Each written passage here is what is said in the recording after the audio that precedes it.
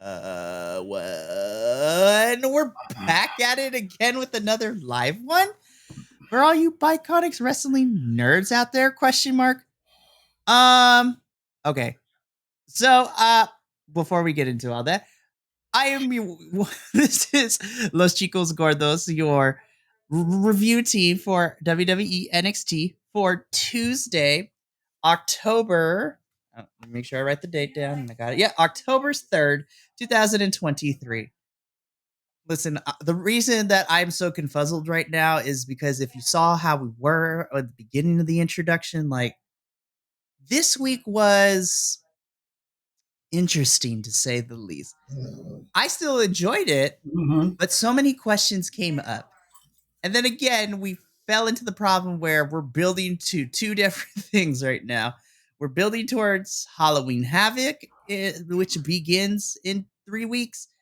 Then we're also building to this super card of an NXT show next week because, and we'll talk about it when we get to the bumpers towards the end of the show for the main event, a certain other wrestling promotion moved their weekly TV show for 1 week only to Tuesday. And so now they're going head to head, and we'll talk about it. Because the discourse online, it is, the girls are fighting, and I'm upset because, like, again, all of us in the Biconics were like, this is good for wrestling. Why are we being tribalistic and picking sides? Right. I don't know, man. So I still enjoyed this week, but I have a lot of questions. Before we dive too deep into this, Will, first of all, lovely to have you back once again this week. Good to be back. Don't tell the others, but you're my favorite. Of course, I think I did just see you 3 days ago. I mean, listen, to be fair, we don't get that many NXT pay-per-views. They're like every 2 months. Right. And since you joined, No Mercy was the first one that you did because Evan and John the Professor were my guinea pigs and helped me review Great American Bash back in July. But still, it was a great time. But I'm happy to have you back, Will. Yep. It's always fun. But before we dive too deep, what were your initial thoughts on this? Because we were talking beforehand, and we have some interesting opinions. I don't know. I just, I agree with you. It wasn't horrible. I enjoyed the matches. The wrestling was good. It was all the back behind the stage shit. I don't, and luckily Mikey cleared some things up for me, but I didn't know what the heck was going on. I was like, wait a minute. Literally, I just saw you 3 days ago, and now what is going on? All those things, all the vignettes backstage. I was like, what is this? I don't know. When did this happen? Wait, what? I was so confused, and I was starting to get irritated. Because I was just like, I don't know what's going on anymore all of a sudden, and I don't like that. Because I was like, NXT has been so good at staying on the rails, keeping their stories straight, and then all of a sudden, it was all over the damn tracks this time around. I'm just like, I don't understand what is happening. I was so like, all the way through, I was so confused what anything had to do with anything. I actually got kind of confused on what was building to Halloween Havoc and what wasn't. Because I was like, and that's the one thing I don't like about NXT is they do that. They'll split focus. And I'm like, just focus on Halloween Havoc. I mean, you can focus every once on long-term stuff, but do your stuff to focus on your big event that's coming up. Instead of trying to do these simultaneous sort of storylines, just focus on Halloween Havoc and just feed us, little bits here, little bits there of the main storyline. We don't need, it was so confusing. And I got really frustrated about 2/3 of the way through, and I turned it off. I literally just was like, I can't watch this for a little while. Breaking news, because I did not know this until now. I literally was like, I got to turn it off. And I turned it off, I walked away, and then you're like, wait, I have a review. Okay, yeah, I guess I'll finish it. Because I was like, I had to clear my head because my head was swimming in randomness. And then finally I was like, okay, So I came back the next morning, and I was like, okay, let me finish watching. So then I finished watching, and of course, it didn't get any better when it comes to that. Again, the matches were good and things of that. I love the wrestlers themselves are great, but it got even more confusing as it went further on, and I was just like, I literally don't know what to think. I don't know what to think about it. It's so, yeah. So, oh yeah, yeah. Yeah, so we'll get to all that stuff. So since we're already talking about it, let's just dive straight into this week's episode. So, NXT this week opens up with the man herself, Becky Lynch, coming into the ring. Last we saw Becky was literally 3 days ago in her Extreme Rules match against Tiffany Stratton. Which, by the way, if you haven't watched that or all of No Mercy, please do. Also, check out a review, shameless plug, because me and Will went over the pay per view, and we had fun. But we broke down a couple of things, and we're just like, okay, let's see what happens. So Becky, hypes up the crowd as she usually does. She's opening off, she's being the man, which we love. What I also really love is in this beginning part of the promo, she also gives flowers to Tiffany Stratton for taking her to the limit and like digging deep in an Extreme Rules match to try to beat Becky. So I love that because, Tiffany, this was that, like we said in our review, that Extreme Rules match was a star making performance from Tiffany. And it was crazy. So Becky is kind of talking in the ring where she's trying to figure out what's next for her. And then we get the constant stream of interruptions, which I love because that's my favorite part. But this was good stuff. So first, Lyra Valkyria interrupts. So God, like as soon as she came out, I'm like, please give this to me now. Lyra versus Becky is what I want to see more than anything else right now. But you know what? Let's wait to see where this goes. So Lyra, she does give a little bit of actual history that Becky and her know each other like IRL. They grew up together over in Europe, wrestled over there before coming to the States, and seeing where Becky has gone. Lyra's just like, but I want to challenge myself. I want to face you. Then we get interrupted again, this time by a returning Indy Hartwell, our lovely Australian girl who won the title at Stand and Deliver, but then vacated it when she got called up to main roster. And then main roster hasn't used her since, but now she's back in NXT this week. Honestly, it made no sense for them to call up Indy if they had nothing for her to do, which was stupid. But I'm glad she's back in NXT where she's actually being used on television. And she also stakes her claim. It's just like, I won the title before. Technically, I never lost it because I vacated it instead of losing it in a match when I got called up, and I want a shot at it. And then we get interrupted again by our homegirl, Roxanne Perez. Now, this is where question one came for me because I was like, why is this crowd booing Roxanne? Like, what is happening? Like, she hasn't done anything to warrant being a heel. And so I was just like, this is in Florida, you guys. NXT is in Florida, so Florida is just weird in general. But I was like, did I miss something? Like, why are we booing Roxanne out of the blue? I was like, know.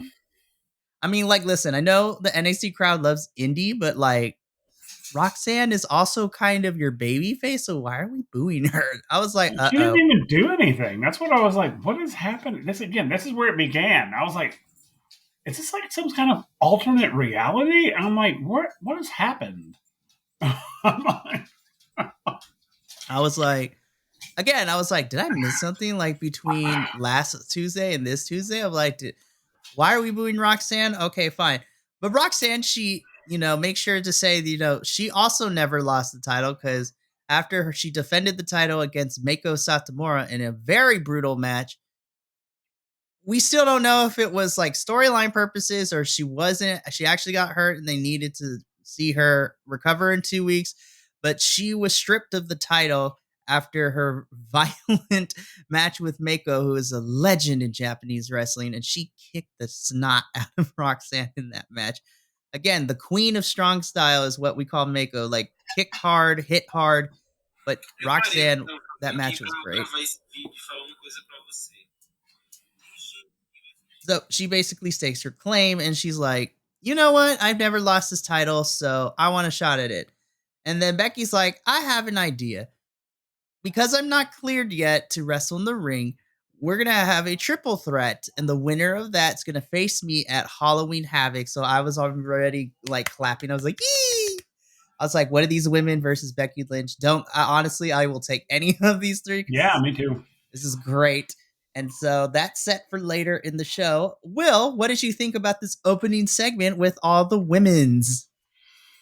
Well, I thought it was a really good opener. I really did. I thought, again, me. I'm not one of those people about chit chat. A lot of it, unless it's like this was. I mean, this was good. I mean, this is like good promo stuff. I mean, Becky comes out and she's telling, "Hey, this is who and of course everyone loves her, and of course I love her. I freaking love Becky Lynch." And then the women kept coming out one at a time. And you're right, it was so nice because it was all like, we're thanking you for, allowing women to be strong, basically. And it was like, oh, this is so great. I mean, it's like almost like hero worship a little bit. And I love how they were like, but I deserve a shot and blah, blah, blah. And Becky was very much like, yeah, you're right. You do. And this is what I loved about Becky. This is what I love about her. She's not, unless you come at her, of course she'll come at you. But when these women were like, I deserve a chance to stand up and face you. And she was like, you're absolutely right. You do. And it wasn't like hateful. It wasn't spiteful. It was very much like, you're absolutely correct. You have a right to do it. As a woman, you stand up and you say, I want to do this and we'll do it. And I love that about this whole opening is it was such a girl power moment, and I freaking loved it because again, you know me, I say it multiple times. Sometimes these women's matches are far better than the men's, and I'm sorry, but that extreme match between Becky and Tiffany, oh my god. I mean, it was extreme. I mean, like more extreme than some of the men's matches that we've watched that were extreme. And I'm just like, see, you guys don't think the girls can handle it, but man, let me tell you, they can dish it out sometimes better than the men. So when they were all like, we deserve, I want to stand up and I want to face you. And she's like, absolutely. All right, this is what we're going to do, everybody. I'm going to sit over there. You guys are going to fight it out. Whoever wins will face me at Halloween Havoc. And everyone was like, okay. And it wasn't like, none of them were nasty to each other. None of them were spiteful. It was great. I loved it. And, you know what I mean? I'm all about sportsmanship. And this is such an example of great sportsmanship, is that all of these women came out here. They were respectful to one another. They were like, we're all women wrestlers. We all want this title. Let's face off. But, let's do it. Let's be, in solidarity, basically. And that's what I liked about it. So I love this whole opening. I did. I think I even was like, I think I sent you a text message when I was watching it. And I was like, oh, the ladies. Yes, I loved it so much. And the fun thing is we wouldn't have to wait long to see this triple threat, which I loved. So after this segment, we get our first match, which is, again, this is where the text messages happen. This is where we got Butch and Tyler Bate taking on the Gallus Boys. But the Gallus was being represented in this match by Mark Coffey, Joe Coffey's brother, and Wolfgang. And it was at this point, Will's just like, how come Joe's bitch ass wasn't in this? Exactly. I was literally like, wait a minute. Joe Coffey was the one that jumped up in that ring, had no mercy, and caused Butch to lose that match.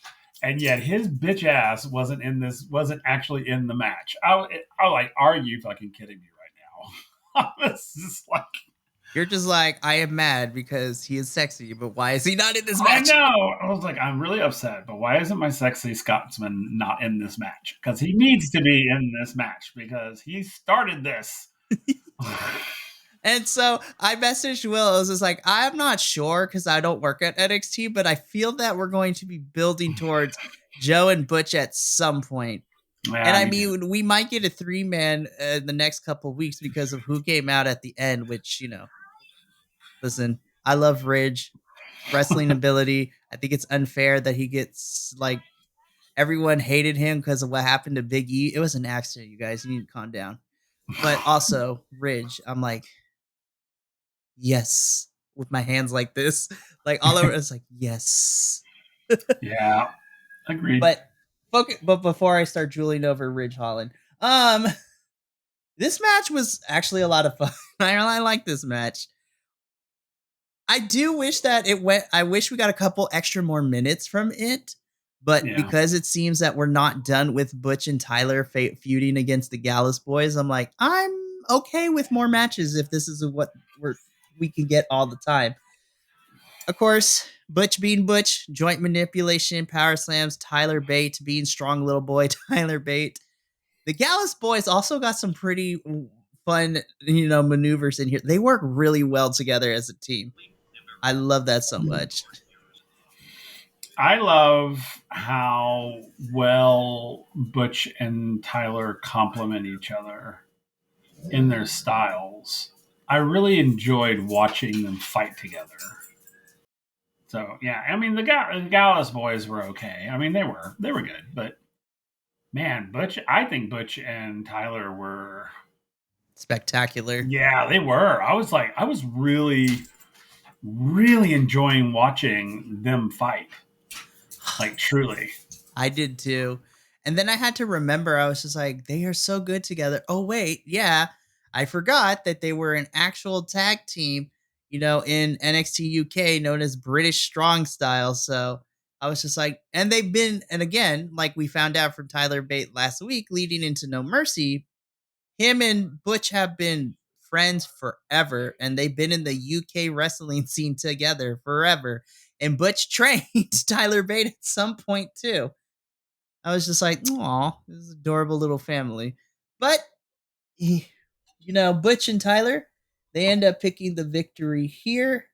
You know, Butch does his thing, and then Tyler tags in to finish, Mark Coffey off to pick up the win. After the match, the Gallus boys attack Butch and Tyler Bate.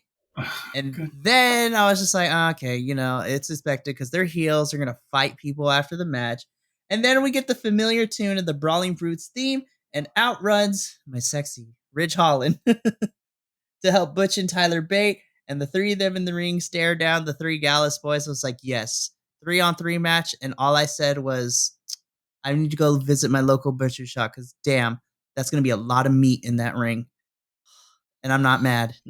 No, not at all. Not at all. It was lovely. Once again, Los Chicos Gordos brought to you by a bisexual and a gay man. Indeed. It was quite the sight. It was Yes, quite the sight. like make it sizzle on this grill. Seriously. But you know what? Gallus, God, they piss me off so much. Because it's like Butch and Tyler win the match. And then they jump them. And I'm like, dudes, come on. Come on. First of all, your bitch ass brother didn't get in this fight. And I know he did some stuff around the ring, but he did not get in this fight. And he should have. To me, and I know you're like, well, I think they're setting something up. I don't care. That was a coward's move right there. That was a total coward's move. I was like, you need to fucking face Butch. You are the one that cost him the match. You need to be the one to get in that ring and either prove to him that you're better than he is, or shut him up. That's what you need to do. But did you do that? No. You sent your brother in to do it for you. What does that say? What does that say about you, Joe? Come on. I thought you were better than this. I thought poor Joe. Poor Joe. It pissed me off though. I was like, Again, I love seeing that passion from you. But I was just like, it seems to eventually we're getting down the line. But yeah, I was just like, Joe Coffey is running around being a little bitch right now. Yeah. So from talking about one little bitch to another little bitch who comes out later in this next segment. So in the ring is your new NXT champion, Ilya Dragunov, which I was like, yes, Woo! that title suits you. Congratulations to Ilya for beating Carmelo at No Mercy to become the new NXT champion. And so Ilya starts off by, talking about how he's happy he won this title. And I was just like, this is where the real sportsmanship comes in, because then he also gives flowers to Carmelo. Who's like, listen, I may have beat you, but you didn't make it easy for me. And so you did great. And as he's still talking, he gets interrupted by at the time of this part of in the night, your new NXT North American champion, Trick Williams. And again, Whoop That Trick is still one of my favorite ad libs of entrance music ever. I was like, they just need to have Booker T just like do ad libs and like record it and put it on the actual track. That'd be hilarious. But Trick comes down, and even though he interrupted Ilya, I was like, ooh, they're gonna fight. And then Ilya's like, nah, bro, you're a champion now. Like, you actually set out and you did what you were supposed to. And I laughed because Ilya said the thing. And he's like, and you literally whooped that Trick. I was like, he said the thing. I did. I know. I was like, oh, look at there. I love seeing Ilya have a corny side too, because it's like, again, I love good depth and character development. So he could still be this crazy, like, I'm gonna kill you wrestler, but have a sense of a cornball, like, sense of humor. I loved it. And you know what's so funny is when he said it, I was like, ooh. I was like, I don't know if you should say that again. That was like, corny, but I loved it. It was so funny. I know I loved it too, but it was just like, because, we get this because he's so serious. He's so intense. And then he just pops off this, you did whoop that Trick. And I was like, no, I can't do it. I can't. My brain won't process that. I'm sorry. And I just laughed. I laughed and laughed. But yeah, that was a good meeting of the two, I thought, at the beginning of this. And I was like, oh, that's really great. Good for you, Ilya. I also like that the crowd chanted, "You deserve it" to Ilya. I was like, yes, he does, you guys. Like, he totally deserved this. Damn right he does. And even with Trick, like, he deserves it too. Yep. And then this is where things get, initially, I thought this is where things would get interesting. So I don't know what happens now after the end result of what happened in the main event. But out interrupting this championship celebration, out comes Carmelo Hayes. So this is where it gets interesting. So Carmelo comes out, and, he tells Trick, he's proud of him too. But then he says the line, I was like, ooh, I smell it. What it sounds like is I smell a jealous ex-boyfriend vibe, because he says winning a championship is one thing, but defending it is another. And I was like, ooh, because as soon as he said this, Trick was like, yo, Mello, what did you mean by that? And then basically Mello tells Trick that if he doesn't think he's ready for Dominic, so Carmelo says to Trick, he's like, I don't think you're ready to defend it against Dominic. And then Ilya steps in and says, what did you mean? And then Ilya oh my God, Ilya just read Carmelo for filth, which was great. He's like, this is a conversation between champions. I was like, did somebody see that bus that drove by right now? I was like, shit. Drag him for filth.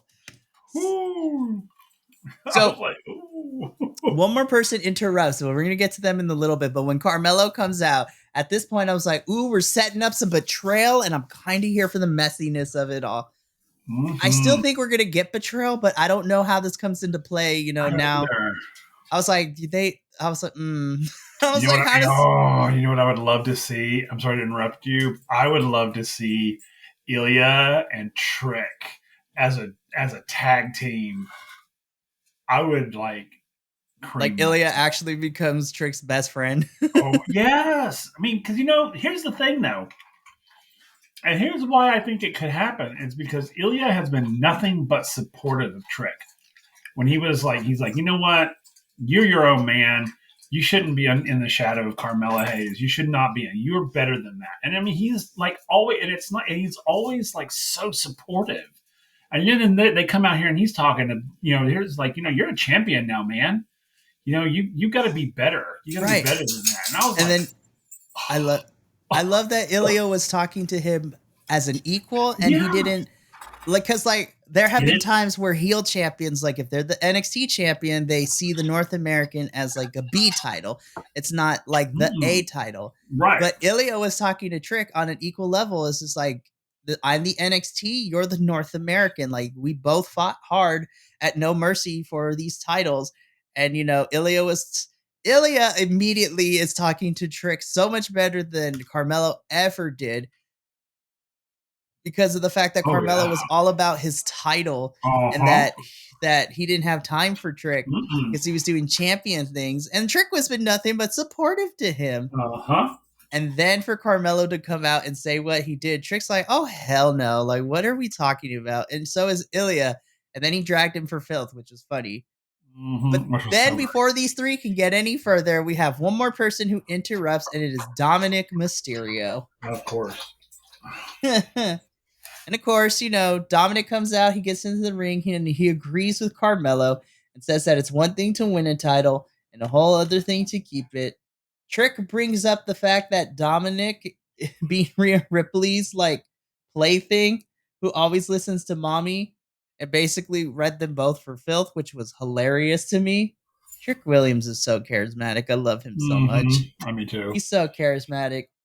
And then Dominic basically tells Trick not to worry about mommy. And then this is where everything gets convoluted. So all of them are in the ring. So so Carmelo warns Trick that Dominic doesn't roll alone, and that the Judgment Day could get involved in this match, which is the one thing I will agree with Carmelo in this whole entire thing. I was like, he's right, because Judgment Day is out here in the wings somewhere, so Trick needs to be careful. And at this point, I thought some shenanigans were going to happen on Carmelo's side, because he's basically like, hey man, let's link up like old times. Let me be in your corner for your match tonight against Dominic. And then Dominic hits the jab. He's just like, Trick, you may be 240 pounds and 6'4", but you're still in Mello's shadow. I was like, ooh, scandal. I loved it. It's great. And so I love Trick, but you fell for the easiest trap for baby faces to fall into. He's like, I won this. Trick's like, I won this title alone, so I'll defend it alone tonight. And then, the segment wraps up with the crowd chanting, whoop that Trick. And I'm like, oh, Trick, baby. I was like, Judgment Day is coming into full force tonight. Something's going to happen, because if you include Rhea, Damian Priest, Finn Balor, JD, and Dominic, there's 5 of them and 1 of you. I was like, oh, some shenanigans are happening. So at this point, I thought Carmella would come out anyways and help Trick. Spoiler alert, that's not what happened. Nope. But, so before we move on, Will, what did you think of the second half of the segment with Carmelo and Dominic coming out? We've talked about this before. And I think this is the setup. I really do. I think this is the official setup. Because you have Ilya and Trick buddying. And then you have Carmelo coming in like the jealous girlfriend. And then trying to throw shade. And then Ilya's like, dude, back the fuck up. And then Dominic comes in and agrees with Carmelo. And all of a sudden, they're kind of buddy. So I think that, I think Carmelo is going to become a big O bad guy. I really do. I think he's about to turn full heel, high heel boot.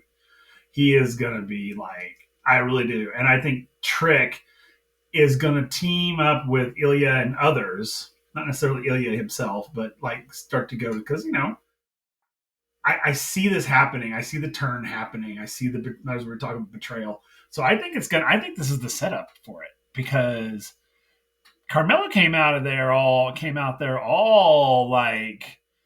you've won one. Basically, the subtext was you've won one title. it's not. That's nothing to really be proud about. It's like, I mean, he was still talking down to him. I was just like, gee. And then of course Ilya steps in and is like, dude, this is I believe champions were having a conversation here. You should probably go now, which I did love. I was like, oh, took the air out of the room. And then when Dominic came in, I was like, okay, what's this going to be about? And then he comes out and he's just, I knew it. I knew it was going to be a poking him with a stick. And I knew Trick was going to fall for it. I knew he was, because he's on such a high right now that, and he did a rookie mistake, truly, by basically going, oh, I'll fight you alone. I don't need anybody in my corner. It's like, oh, baby. They're going to have 20. He's going to have 20 people in his corner, and you're going to get your ass kicked. I was like, so there were things I was hoping would happen in that match that didn't happen, which we'll talk about later, but I was really kind of hoping some other things would have happened, but that's okay. But the second half of this, I was like, Carmelo, there's something going on with Carmelo and Dominic. I don't know what it is, but there's something there, and it's not sitting right with me. So, And you know me, I do not. There is no love lost between myself and Carmelo Hayes. I love it. So ultimately, this sets everything up. So Dominic and Trick are going to main event tonight, which we'll talk to when we get to it. So then, after this segment, we get into our my match of the night. If I'm being completely honest, the triple threat women's match to see who will face Becky at Halloween Havoc. So Indy Hartwell versus Roxanne Perez versus Lyra Valkyria.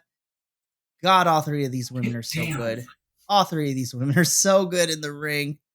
And we even further develop some more women's stories because we'll talk about it here. But again, this match ruled. All the women were able to get they made me believe. I was like, y'all have been working together. You made me believe you've been working together for years in this match. Like, oh my gosh.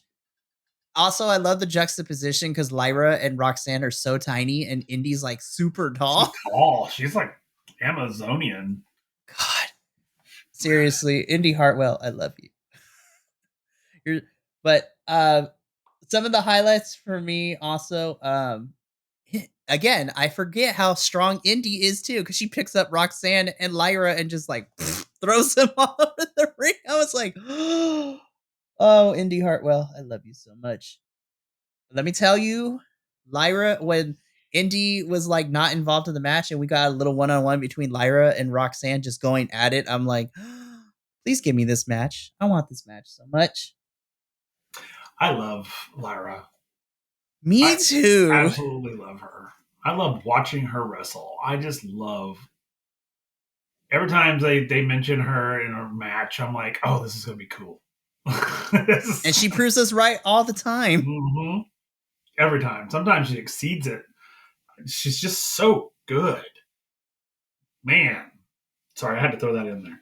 No, it's okay. And I believe you too. Like, back at Battleground in May, Tiffany and Lyra had a finals match to determine who would win the NXT Women's Championship after Indy vacated it after being called to main roster. And Battleground is where the finals happened, and it was between Lyra and Tiffany. And honestly, that was a banger of a match. Tiffany ended up winning, but man, those two put on such a good match. Like, Tiffany's the star. I'm so ready for Lyra to get the rocket strap to her because she was awesome. And I mean, she did win this match, but because she won the match because somebody got involved. And so Roxanne is getting ready to, get the pin after hitting the pop rocks and, on Indy, and she's about to pin her. But then Roxanne gets pulled out of the ring by who? One Kiana James, who still has beef with Roxanne for the last couple weeks. Again, this is where I love NXT with its continuity, because these two have been kind of beefing behind the backstage, like in the vignettes and the backstage segments we've seen. And then Kiana tries to attack Roxanne, but it doesn't work because Becky Lynch gets out of her chair and puts the homegirl in her place. Yep. That was great. And it was so good.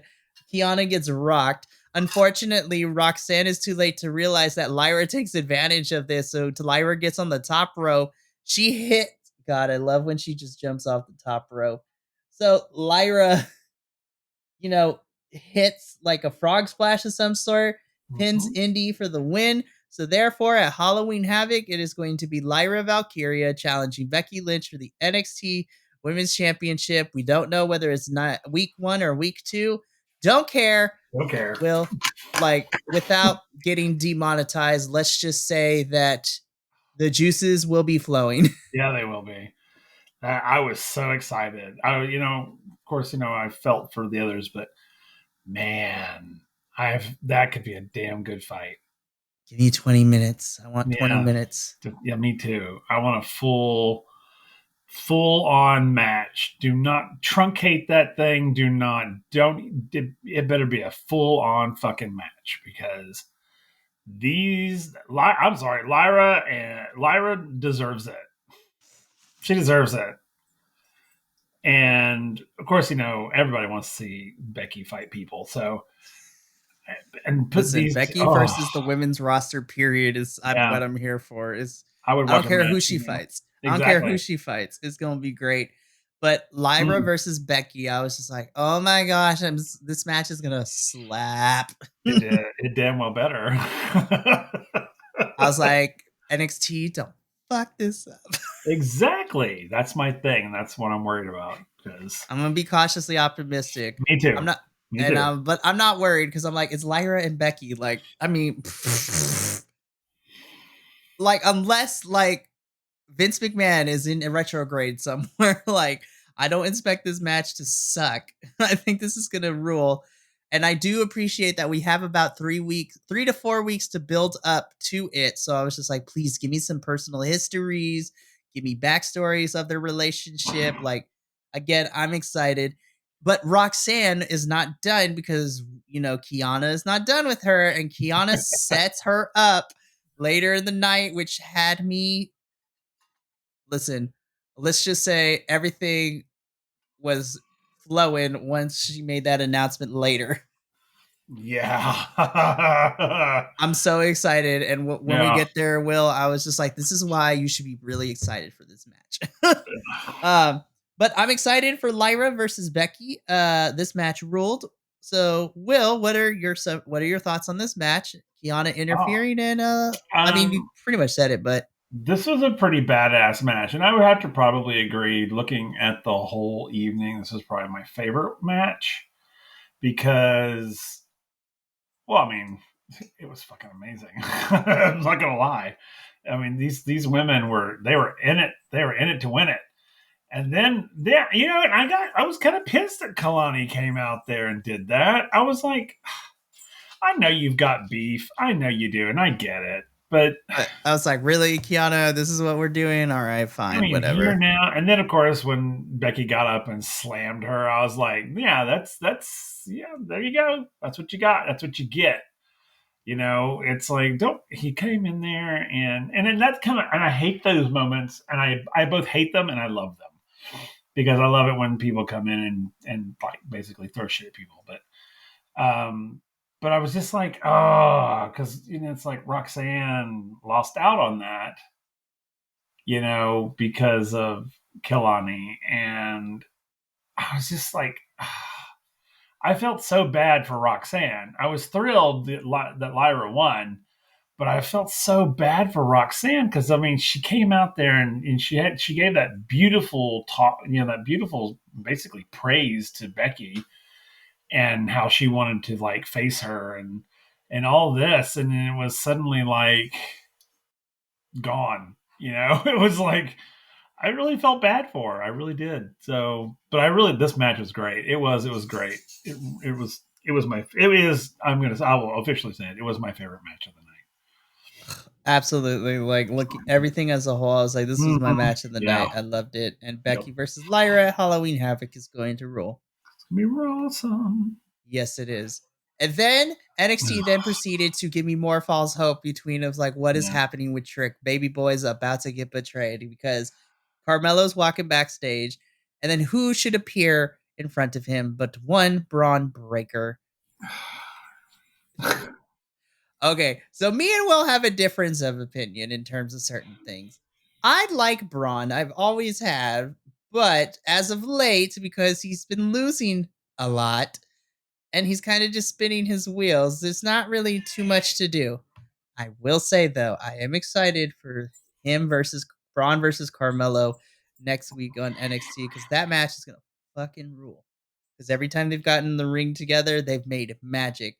But Braun Breaker is playing mind games out here all of a sudden. I was like, he's like, you know what?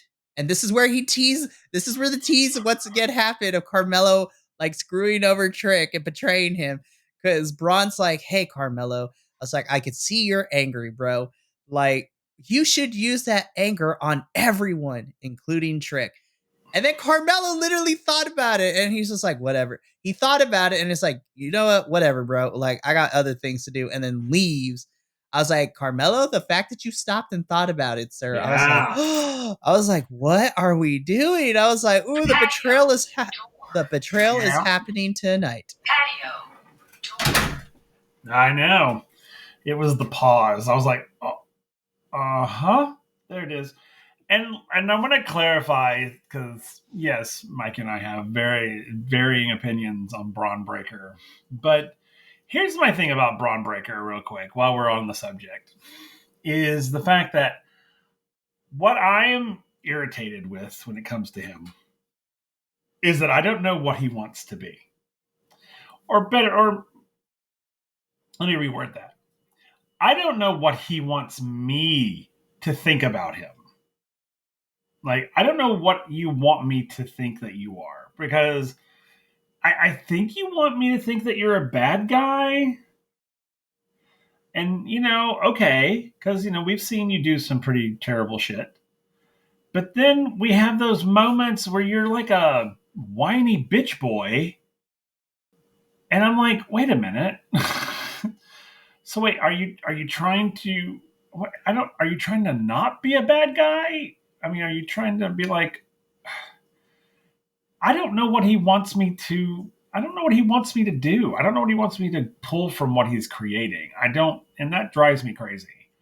And that's the only thing. I think the guy's a pretty good wrestler. I think he's great, but I don't know character wise. I don't know what you want. What do you want me to do? What do you want me to believe? Because at the moment, I have no clue. And then this whole thing with Carmelo, it's like, okay, so you're going to be the mischief maker. Is that what you want? Is that what you're going to be? Where you're going to be the one that just sort of goes behind everybody's backs and whispers little insecurities into their ears and things, which, if that's what it is, I'll get on board with it. But it's like every time we see him in every episode, he's doing something different. And if that's intentional, because you want to keep us off the scent, you're not doing it right. Because I'm getting to the point where I don't care about you. And that's never where you want people to go. It's like with the whole him and Corbin, their whole fight. I was like, I don't care. I don't care who wins. I don't care who loses. I really don't. And when we were like our predictions, I was like, I eeny, meeny, miny, moed it and picked somebody because I was literally like, I don't care. Because I don't care. I don't care about these characters because they aren't giving me a reason to care for them. Bad or good. That's my thing. And this is coming from a theater standpoint because I'm a theater professor. But as when you have a character, if you want people to go with you, you've got to give them something to hold on to. Whatever it is. And that's going to be based character motivation. Like, what is your character's motivation? Because I don't know what it is right now with Braun Breaker. I don't know what his motivation is right now. Is it revenge? Is it anger? Is it sorrow? Is it what is it? Spite? I don't know. So that's my issue with Braun Breaker. I think if he picked something and he stuck with it, I would be on board with him 1,000%. But right now, I don't care. I don't care. If he was to disappear, I'd be like, oh, okay. I literally don't have as they say, I have no more fucks to give. So, And I don't like that. And I want to. I want him to give me something to hold on to. I want him to give me something to get on his side, or at least be like, oh, I hate you so much, and I really hope you get, this, that, and the other, and the next thing. I hope you get what's coming to you. Blah, blah, blah. As opposed to, I literally don't care if you win or lose. I don't care if a bus falls on you. I don't. Because he's not giving me anything to hold on to. So, there you go. So, I don't dislike Braun Breaker. I don't like the character choices being made because they're not giving me something to actually either like him or dislike him. I literally just don't care. So that's my 2 cents. Well, let's keep the 2 cents train rolling because let's do that. see, we had some nice things to say about Braun, but there is nothing nice about the next person we're going to talk about, and I'm gonna let my co-host go off because frankly, I'm a messy bitch and I love seeing the mess fly. So, and Will has some opinions as well as I. But after Carmella leaves, we go into another backstage segment where Ilya is getting the side plates of the NXT Championship, in with his custom plates, which makes me happy. Yes, and I love that little tidbit that every person gets custom side plates like symbols to represent them as champion, which I love. So Ilya is there getting this in, and then who should walk in but Will's favorite person of all time, Baron Corbin. So before you go off, essentially what this promo boils down to is that it looks like Baron is going to step up to Ilya at some point, and they're going to fight over this championship. And Ilya is like, bring it. And then, the segment ends. So I'm going to let my co-hosts go because we talked a little bit off camera, and this is the heated angel moment of the week for the Los Chicos Gordos. So, Will, I give you the floor. Go ahead and read him for filth. Okay, so every time this man walks on my screen, I just hate it. I just want to be like, can I fast forward this, please? And I almost did, because literally anytime this man opens his mouth, I'm literally like, you sound like one of the most uneducated people I've ever encountered. You sound like an idiot. When you talk to people, especially when you're talking to Ilya or people who are actually kind of like smart, and you're like a dumb meathead. And again, and I'll say it every time we talk about him, he needs to go take some elocution lessons and some public speaking classes, because this man cannot form proper sentences when he opens his mouth, and when he does, he is so monotoned that I literally want to throw myself from a building, because I just can't listen to his monotoned, I'm trying to be a badass voice anymore.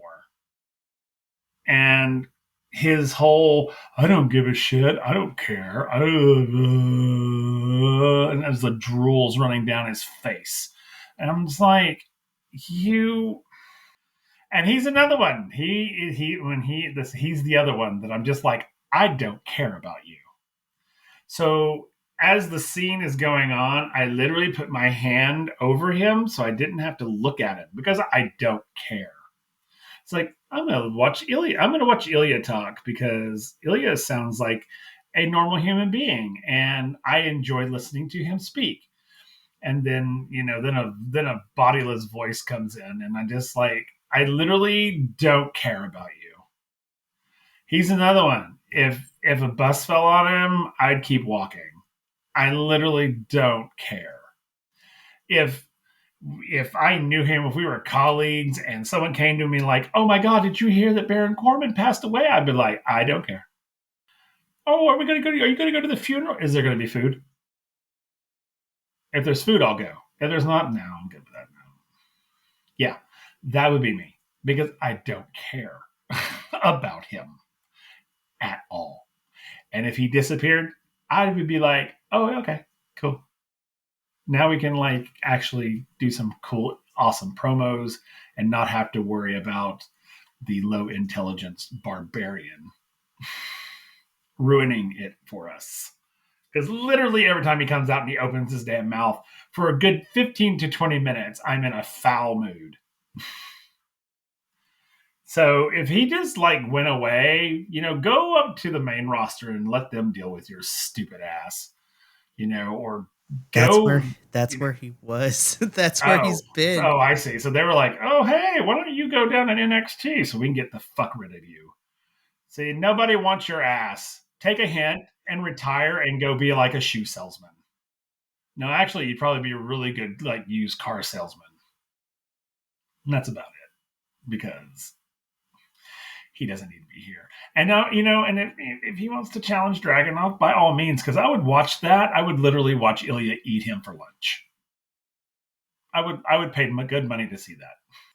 I would honestly pay good money to see any of the other wrestlers who are 1,000 times better than he is eat his lunch. Because, yeah, he is worthless. Worthless. Oh, yeah, and he went against Braun Breaker. Oh, big deal. Two of you, two worthless entities in a ring together, wasting my air. Who cares? I don't care if you won against Braun Breaker. It's not that big of a deal. That's what's so funny about it. It's like, oh, yay, you won against Braun Breaker. Oh, no. It's like, oh, big challenge. So, yeah, not a fan of this guy. So, back to you, Mikey. See, this is one of the many reasons that I wish all the Biconics boys just lived under one roof, so that way we can all experience this live in the same space. Help us establish our content house goal. Seriously. I just need Sarah McLachlan's like in the arms of angels to start playing as it's just like, please donate your money so we can all move into a house together. Images of doe-eyed, Biconics guys. Support all the local beef in your area. Exactly. But yeah, God, that man drives me crazy. He does. Worst way possible. Drives me insane. Oh my goodness. I don't have much to add, Will. You pretty much said everything. Baron Corbin outside of the ring is a lovely person. He is the kindest and he loves this business. But again, I never have liked his character. And ever since, because before his finisher, the End of Days was one of those moves that never got kicked out of when it happened. And then as soon as Drew McIntyre kicked out of it, like years ago, I think it was, then it went all downhill for him. And even still here. See, I don't blame either him or Braun for what happened at No Mercy. I blame the creative because they pulled that match together like last minute with 2 weeks before No Mercy. And then outside of the big old brawl that happened last week throughout the whole entire show, they had no interaction after setting up that match afterwards. I was just like, this is stupid. But Again, it is I did say that big ass brawl they had was far more interesting than their actual match. Yes, I was just like, why is there no stipulation for this match? Like, if it's this violent, have them do a street fight. But again, I'm glad they did it because they let the women have an Extreme Rules match. And I was just like, listen, Becky and Tiffany would have ate them alive. Like, would have eat them alive. Like, honestly. But I would have paid good money to see Becky and Tiffany take Braun and Corbin on. Oh my gosh. I would pay that money to watch those women kick their asses. I would pay that money. And they win, obviously. Duh. Of course. Duh. Because the boys are soft. Straight men are the worst. They are. God, they are. My goodness. I'm such a badass. Oh, okay. With your little penis. Moving on. Saucy Will, everyone. You can get him once a week anytime Braun or Baron are on television screen, especially Baron. Yes. So let's leave that behind into even though this was short, I enjoyed this because I don't think we're done with this feud either. Blair Davenport versus Gigi Dolan happens next. The most of this match is them trying to kill each other with a chair, which I'm here for. Me too. And of course, again, this was a short match, but like 3/4 of this match, the ref was trying to keep them from killing each other with the chair. But Gigi pulls the most devastating move in professional wrestling history, a surprise roll-up, and pins Blair Davenport. Obviously, we're not done here, and I am okay with that because I want these girls to fight. Somebody's going to get hurt. Obviously, we don't want anyone to really get hurt, but Correct. I need these bitches to fight. Like, these girls are out for blood. I love these two every time. And see, this is, again, NXT's continuity is so great. This is a great story happening. And we have been getting it for what? 3-4 a month About now? 3 weeks. Because it started when Blair attacked Gigi when she was supposed to have a match, and that didn't happen. Then the emotional whiplash happened when we were crying because Wes was leaving. Yeah. And then, as soon as he leaves, then literally Gigi enters with the hoodie on and just like beats Blair's ass backstage. And then, they're supposed to have a match last week, but Blair went full guerrilla tactics, as we called it. She cut the power, the lights went out, and she whooped Gigi's ass in the dark. I was like, did you have goggles on, girl? Do you have night vision? Like, what's happening? I just love that when the lights went off, we hear, and then all of a sudden the lights came on and Gigi's like down. And by the way, even though we didn't get to see what happened, the sounds were violent because all I heard was just nothing but locker like banging. Yep. I was like, oh my gosh, she's running Gigi through the locker. I was like, what is happening? And then this happened. Then Blair's just walking up and Gigi's out of nowhere. I'm like, and then at No Mercy too, because after Blair's. After Blair's match, after she beats Kaylani Jordan, Gigi comes up after the match, and then they start fighting again. That's right. I forgot about that one. And then again, like, they don't even have an official start to this match. Like, Blair comes out, and Gigi's like, I'm gonna whoop your ass. Like, literally, if On Site was a physical embodiment, this is On Site. Oh my God. My cheeks are hurting because I'm laughing so much. I love these two. I love their rivalry. I love everything about it. And I hope it's almost at this point, it's like a running gag.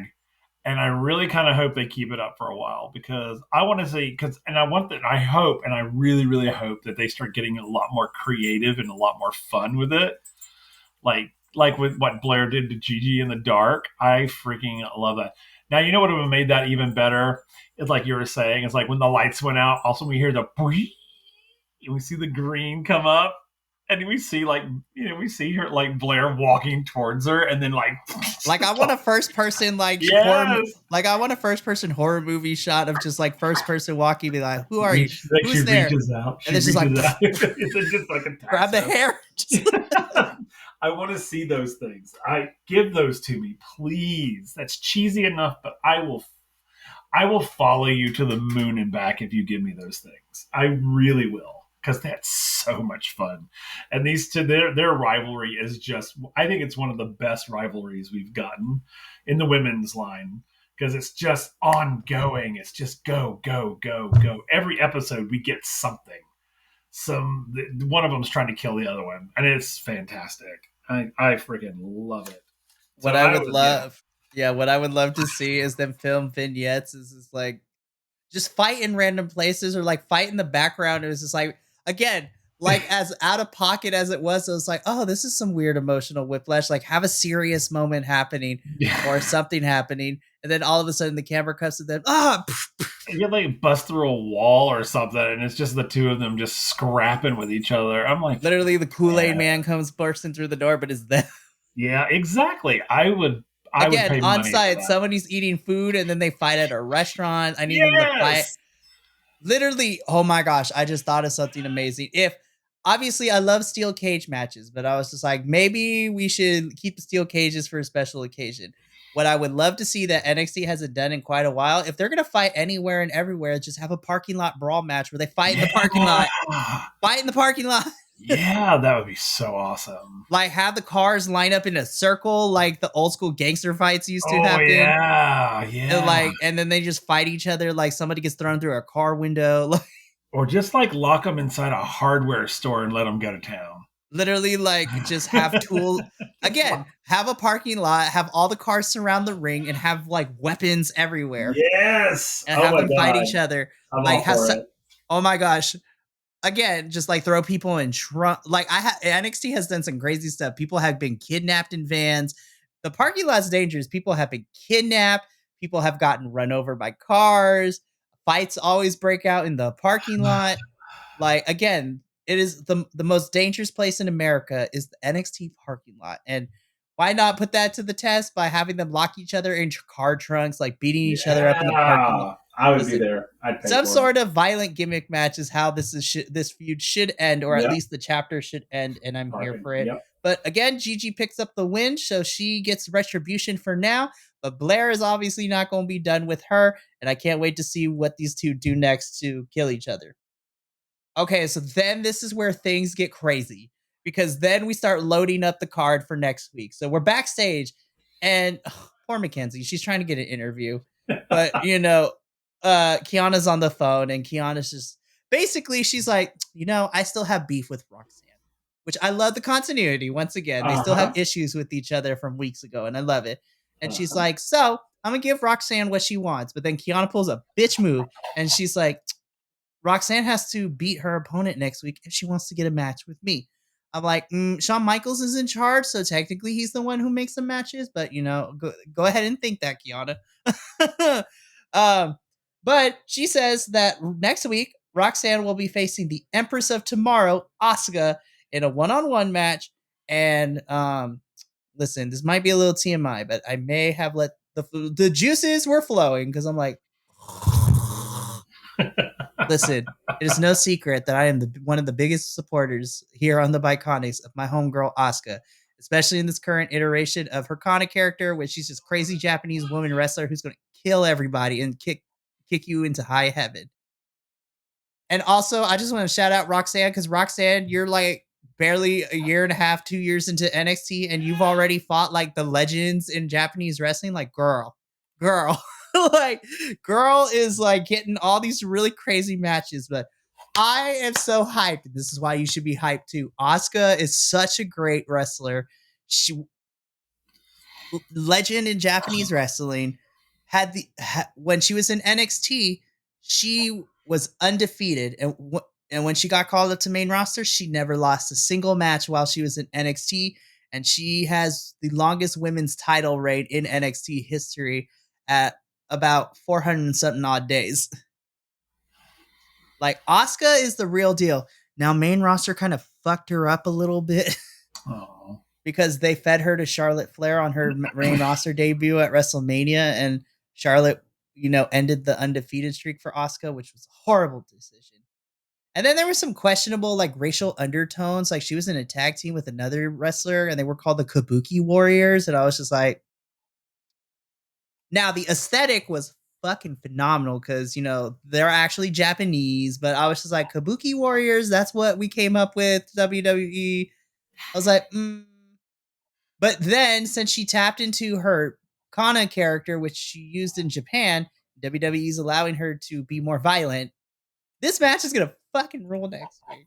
Please give this match also time, and I wanted to live up to my expectations. Again, Roxanne is out here getting booked in stellar matches, which is great. It's one of those. It's like, girl, you go, win or lose, it don't matter. You're getting some serious face time, like serious face time. Give this match time, NXT. Please don't cut it short. I don't cut it short. Yeah. It is Asuka, for goodness sakes. Please give me like 15, 20 minutes. That's all I ask. And again, I was just like, oh, yeah. And then when we get to the bumpers, I'm like, oh, yeah, this will be Will's first time seeing what Asuka looks like with her full makeup and everything. I was like, oh, my gosh, Will, I cannot wait for next week, because she comes in with this giant-ass coat. It is so extra. I love it so much. Love it. So we're going to revisit Will when we come back next week, because this will be his first time seeing Asuka wrestle, and homegirl is killing. I'm excited. I'm very excited for it. Because I don't know her, so yeah. I'm excited to see a new wrestler that I don't know anything about. I love when that happens. My hope is that this match is awesome because then I don't want to look like I don't know what the fuck I'm talking about if it doesn't turn out like great. Like, oh well, that was okay. I was just like, I promise this is a lot better than it's supposed to be. Like, but again, I'm cautiously optimistic. I really want this match to do very well because Asuka is amazing. Most of the boys here at the Biconics, like we are 100% Asuka fans, and we know her body of work, and we love her because she's great. I'm just hoping that this match lives up to the high pedestal that I'm putting her on. Because if it doesn't, then I'm gonna have to eat crow next week. I was like, I promise you, it's better. I swear, she's this match was better than it's supposed to be better than what we got. Right. I promise, Asuka is actually great, you guys. Like, please. That's funny. I love it. And so next up, the women just keep taking, rolling on through because we get our first match in the NXT Women's Breakout Tournament with one of my personal favorites that's climbing up my ranks of somebody I love, Kalani Jordan, taking on Izzy Dame, who is her debut now. Again, a lot of these women have been training for the last year and a half, 2 years, and a lot of them are finally getting their debuts like on television during this breakout tournament like last year, showcasing the future stars of the women's division. I really like Izzy's aesthetic going on. I was like, ooh, girl, I love your aesthetic. And of course, I'm giving a lot of these matches grace because these are women who have been training and are still learning the craft. So a lot of these matches are going to be a little bit slower. It's going to be a lot of like not as crazy stuff. Again, I love that Kalani won and she's advancing into the tournament. She's becoming one of my favorites. Yeah.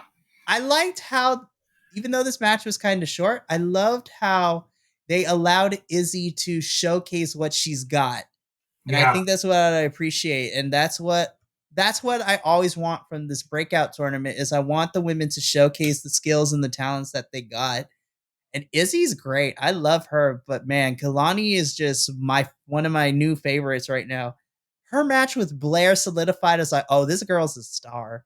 Like, and it was the pre-show match, and I was like, damn, this match was kind of better than the opener at No Mercy. They should have switched it. I'm still behind that statement. Yeah, me too. But short match. I wish it would have been a little bit longer. Izzy is great. Her aesthetic's cool. Her offense is fun. But it was the right choice for Kalani to win and advance into the tournament. Will, what are your thoughts on Kalani versus Izzy? Well, I agree. I think it was a little short, and I wish it had been a little longer because I wanted to see a little bit more of what Izzy was capable of.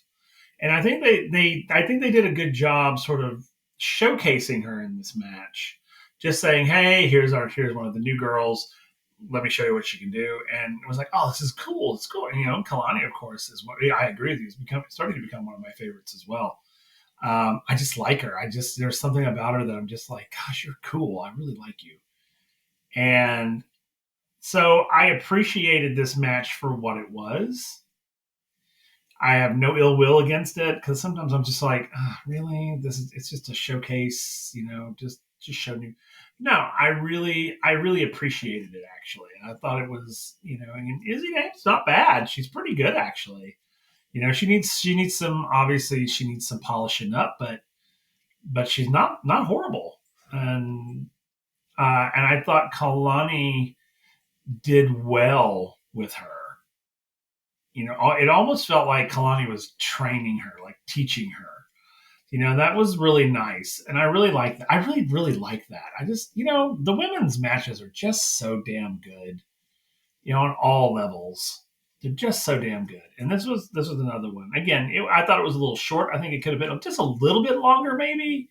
Like maybe a minute or two or something. I don't know. It just felt a little like they truncated it just a little bit. And I was like, oh, I wanted to see a little bit more of Izzy's stuff. I really did. I wanted to see a little bit more because I was kind of intrigued by her. I kind of like her style. So I really like this match. It was good. Again, short but good. I love it. So with Kalani winning against Izzy, Kalani will face the winner of whoever wins between Ariana Grace and Jakara Jackson when we get that match. So I'm excited to see this breakout tournament continue. After this, okay, going from a good women's match to probably our favorite duo, and like this story is also one that me and you have said on multiple occasions we love. So we're backstage, and Chase U is just like, what are they like? They're walking in backstage, and then they run into JC, and they're just like, why are we here, JC? Like, you called us over here. And JC's like, listen, I want you guys here in ringside for mine and Thea's match. I was like, this was her idea to have you guys here. And I was like, I'm supporting my bestie because she wants you here, even though I don't agree with it. But, you know, I'm here to support the bestie. Again. And then Thea comes out and she's like, listen, I want you here because I want you to see that I'm a grown ass woman and I can make my own decisions. And I was just like, you don't need to keep treating me like a little kid. I was just like, yes, Thea. I love it so much. I love it. I love grown up Thea. And so Thea's like, I got to get ready for our match. So I'll see y'all out there. Bye. And then JC's like, let's put our hands in, you guys, to cheer. And like Duke and Andre are just like reluctantly put their hands in and they're like, yay. She's like, Chase on 3. I was like, yes. JC, I love her so much. This is so good. I do. Which rolls into the match, you know, JC and Thea take on, listen, my spicy Latinas are back on my television screen. Elektra Lopez and Lola Vice. And this match also kind of ruled. It did. It was really good. I really liked this one too. This one was actually in my top. Because I was like, I really liked this one. And Elektra and Lola were so good. They were so good. I like them. I hope we see more of them.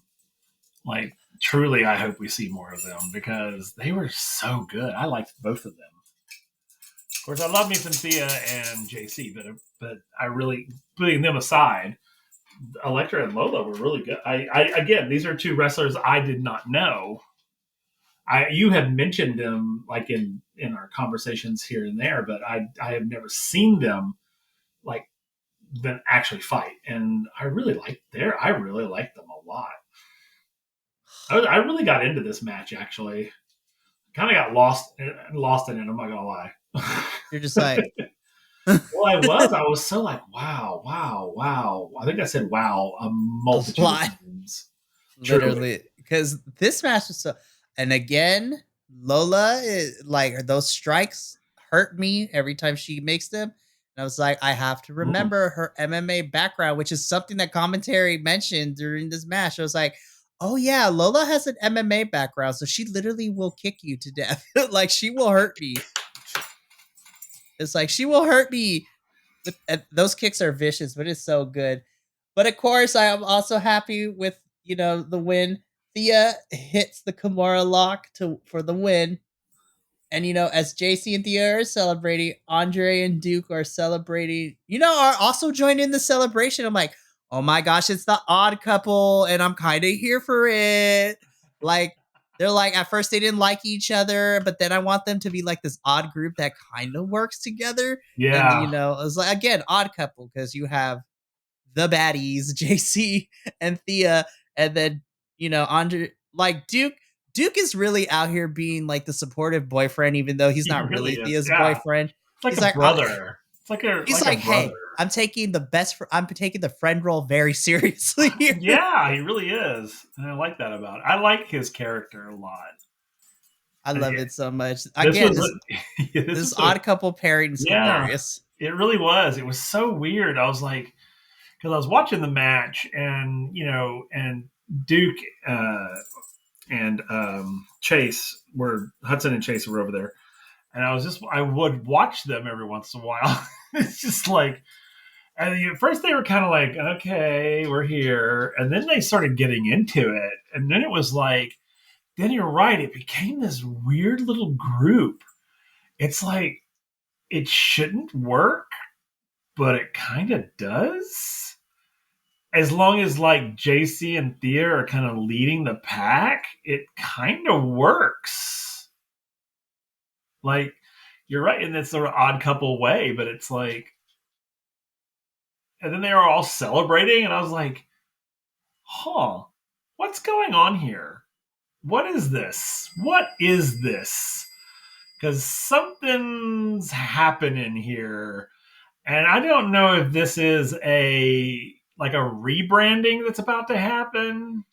Because that's what it feels like. It feels like they're about to rebrand Chase U.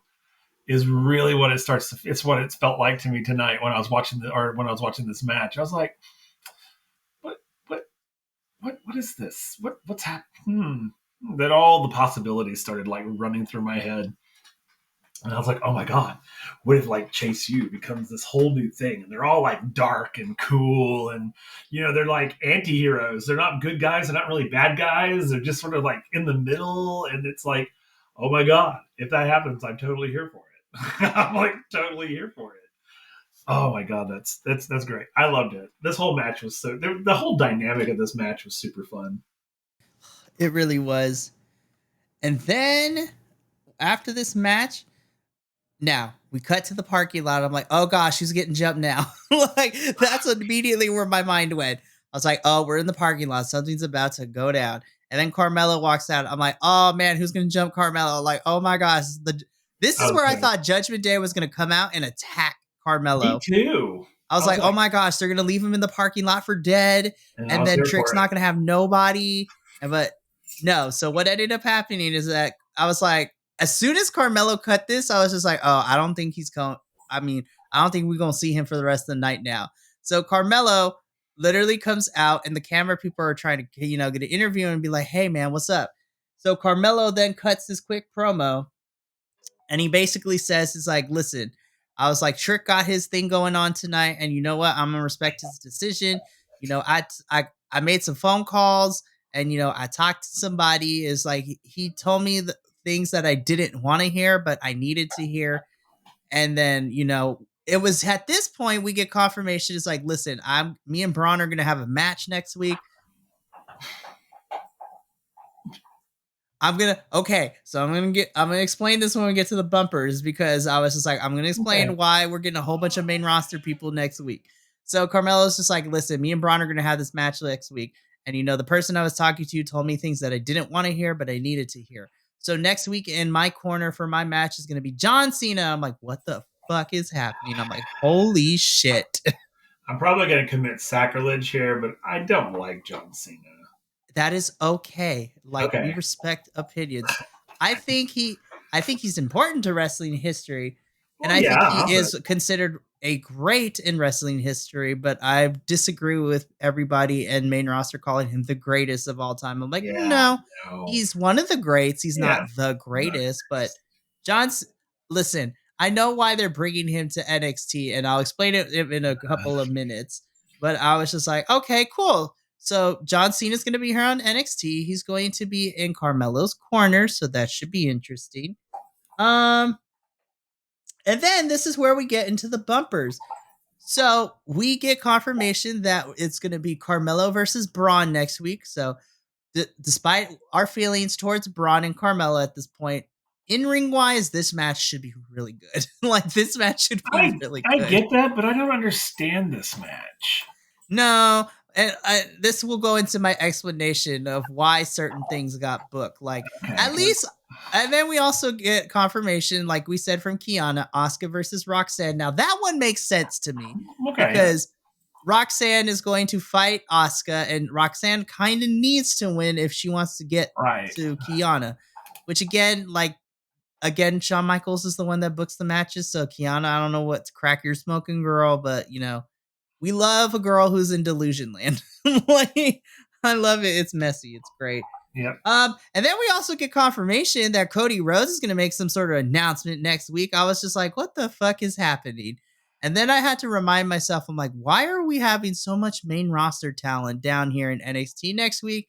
And then I remembered why. I was like, oh, that is right. Okay, so we're going to pause the review real quick. So I'm going to get on my little soapbox real quick. So I apologize in advance. Go right ahead. Okay, so the reason that so much of the main talent from Raw and SmackDown are making their way to NXT next week is because there is another wrestling promotion. So if everybody is unaware or you lived under a rock, hi, welcome to the wrestling world in 2023. I promise it's actually really good here. There's a lot of good wrestling out there, and there's something for everyone. But again, the internet and tribalism ruined everything.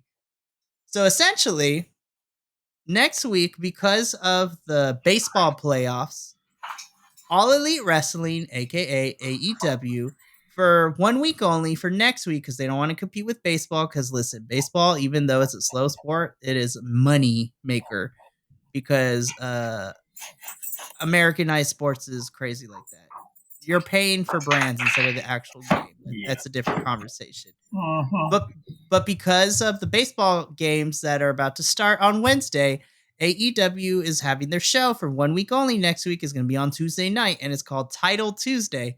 So there's going to be a bunch of championship matches on AEW and some big time named matches that are going to be happening. As somebody who is a non-biased wrestling fan, there's a lot of good matches in AEW. Specifically, Bryan Danielson versus Swerve Strickland. That match is going to slap. It's going to be great.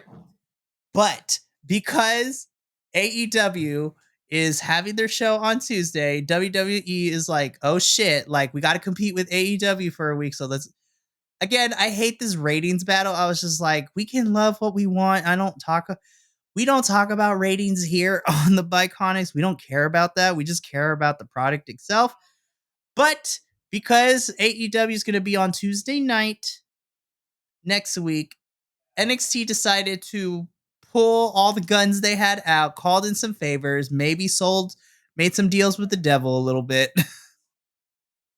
But a bunch of main roster people are going to be on NXT next week, and we literally are going to have main roster people in some matches with some of the NXT talent, which is going to be great.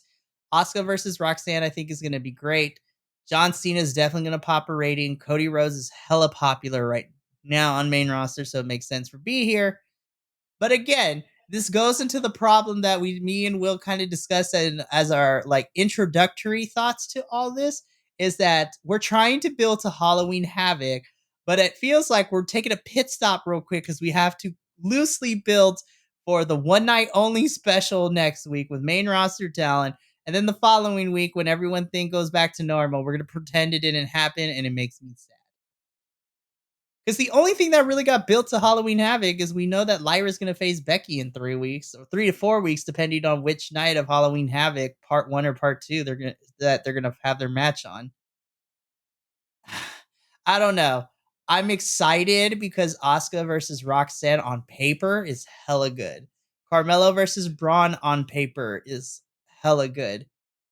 I just hate that we have to stop building towards Halloween Havoc for a week to get into this because of AEW's decision to go to Tuesday for 1 week only, and then it'll be back to business as usual.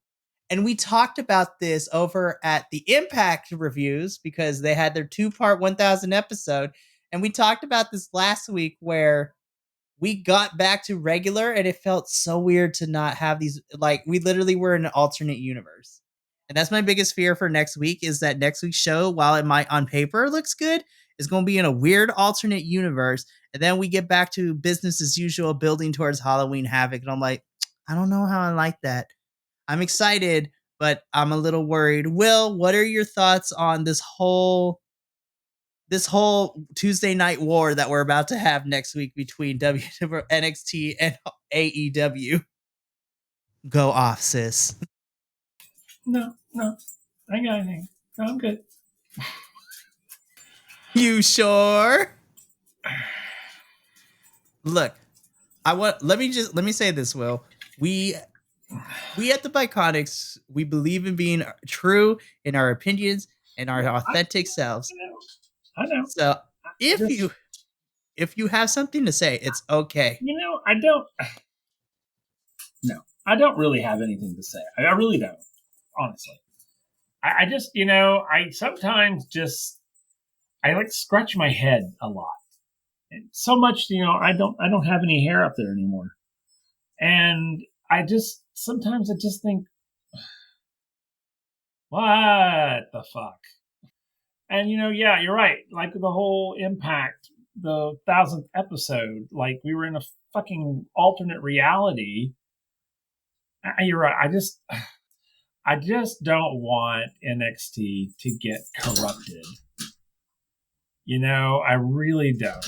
Like a lot of these other ones kind of have. And And I don't have anything against main roster folks. I don't. But I'm really kind of not on board with them coming over to NXT. Because it's starting to become about them and not the NXT folks.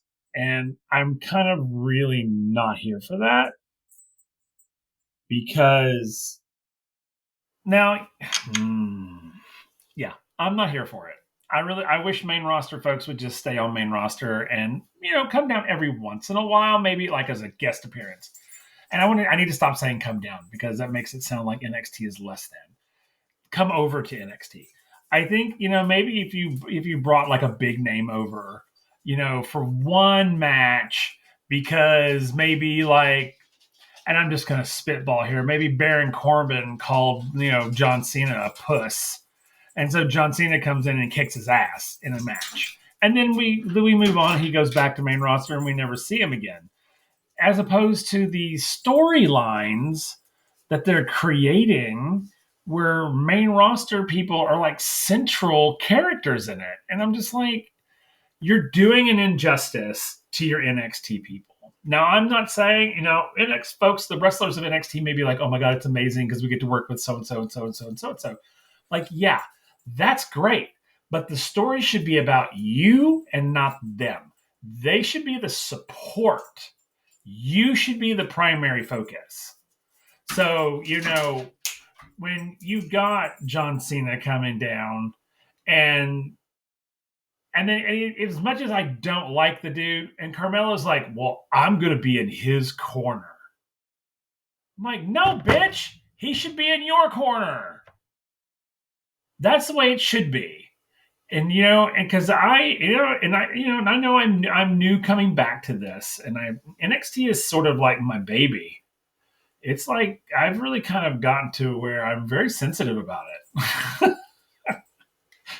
And don't get me wrong, I love when the legends come down. I do. I love it.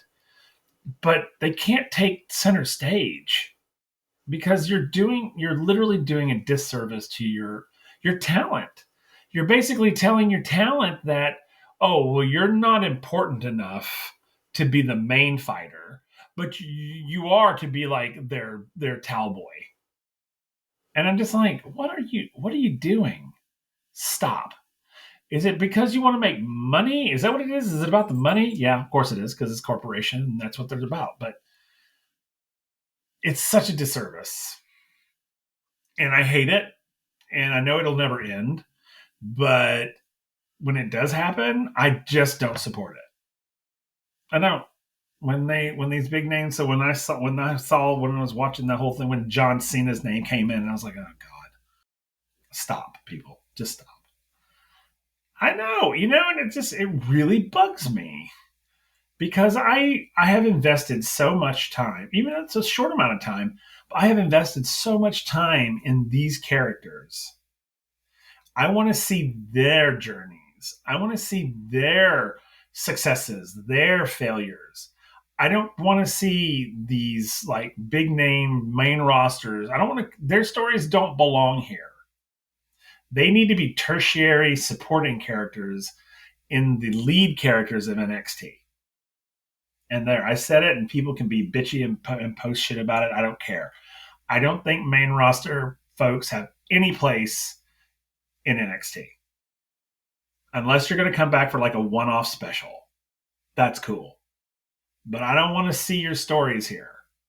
We've seen your stories. We don't need to see your stories here. Stop coming over to NXT to rekindle something. I don't know. People have forgotten about you. And now suddenly you're like, oh, wait, I need to become relevant again. So let me go over to NXT and be a big fish in a small pond. And people will pay attention to me because that's what it feels like. And then they'll forget about, these wrestlers at NXT who have worked their asses off. And a lot of them, their goal is to become main roster people, but you keep bringing the main roster people over to NXT, and all they're going to be is in their shadows. That's it. No one's going to pay attention to them anymore because they're so starstruck with whoever the hell they're bringing down in here, and it drives me crazy. It really does. It really just bugs me. And then I'm going to talk about something else that bugs me when we get to the main match. But that's my opinion, and it is just my opinion, everyone. But I really hate. I don't support all that. I hate it when it happens. I hate when these big main roster folks come down, or come over.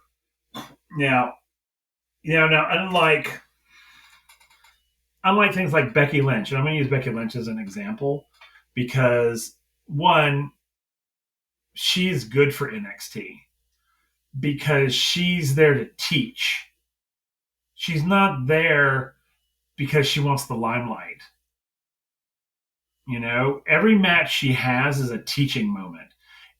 Just like we had in the first part of this episode. All of that when those women came out and were like, because of you, I'm doing what I do. See, that's amazing. It's not,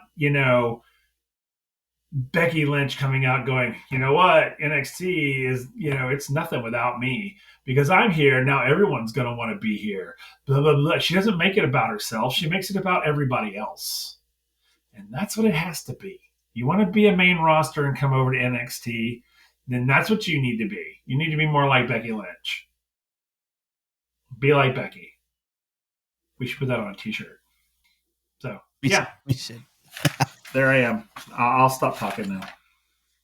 No, I like hearing from you. That's one of the important things about these reviews here at the Biconics. I always state this in our, personal submission statement that the 9 of us that are here, this is a place to express our wrestling opinions, whether it is popular or not, and we're 9 passionate individuals about something that brings us joy, and we're allowed to critique it as well as praise it. And essentially, that's what this is what this sport is supposed to do for people. We can enjoy what we have, but we're also allowed to critique it. But to have a conversation like we are right now about this, I think is the end goal. Mm-hmm. And so I agree with your points. Like, I totally get why you wouldn't be as keen on having main roster come over to NXT. Now, I'm of the same mindset, but at least for next week, this one's not as egregious to me because it seems that it's just going to be a 1 week thing where they come over for the week. And then once that's done, we go back to business as usual, continuing to build to Halloween Havoc. Now, I hate that because we have to stop and put a pause on, the stuff that we're building towards Halloween Havoc. But I'm willing to forgive that a little bit only if next week ends up being a lot of fun. If that's how they tailor it, where, akin to the days of like ECW is like one night only, where you just have a bunch of matches that are fun and, you have a good time with it. I'm not as bothered by it. But if next week ends up not being fun and this isn't as successful as I'm hoping it's going to be, then I'm gonna have a lot of issue because then I'm gonna be like, what was the point? Again, on paper, I'm excited. Carmelo versus Braun for me is awesome because it's literally, even though Braun's character right now isn't really doing much for me, these are your 2 figureheads for this version of NXT. These 2, along with Tiffany, have been around since the inception of this version of NXT and have carried this brand through a lot. So when you have like your 2 figureheads facing each other, that match is going to be a lot of fun. And then you have Roxanne, who is literally a child prodigy. She is like 19, 20 years old. And to have her go up against the likes of Asuka, who has been in this business for a long time, and you're gonna have the new kid taking on the veteran legend on paper sounds really awesome. So again, I'm more cautiously optimistic, but what I don't want to hear, and this is not what Will is saying because I have a bone to pick with the wrestling community right now. I don't want the tribalism. I like, because I have seen some really hot takes on the internet right now about everything that's going to go down next week. And I'm like, this is why we can't have nice things in the wrestling community, because everyone gets so tribalistic. Like AEW fans are calling it a desperate plea, a desperate thing for WWE to do this. WWE fans are like being mean to AEW fans, and it's like, ooh, don't get me started, because everyone was like not happy with WWE because Edge is now over in AEW. I'm like, I already expressed my opinions. I don't want to go into it because that's not what we're here for. But the point being for this, I'm cautiously optimistic. I agree with my co-host Will. If it amounts to nothing, then I'm going to be upset because we had to stop for a week building the Halloween Havoc, and I'm invested in these characters just like I'm invested in the characters of main roster and AEW and Impact and Ring of Honor. Like, I'm invested in all those different characters, and this is constant when we stop the storytelling on those, because for whatever reason we need to do stuff and it doesn't pan out the way that I hope it does, then I'm going to be upset. So I'm going into next week cautiously optimistic. I hope it's a lot of fun. I hope the matches are great. But I also just want people to enjoy it. Let's just enjoy it. Mm-hmm. And I think that's why I like reviewing this with Will, and I like the other Biconics boys, because we all have different opinions. We may not agree with each other on a lot of things. But one thing that we agree is that, and I'm going to take something that Will tells me all the time, as long as you're not yucking up someone's yum, that's all there is to it. Don't be a dick. Like, it's just as simple. Just don't be a dick. Let people enjoy what they want. They're not hurting you. Let's not be tribalistic. Let's not pick sides here.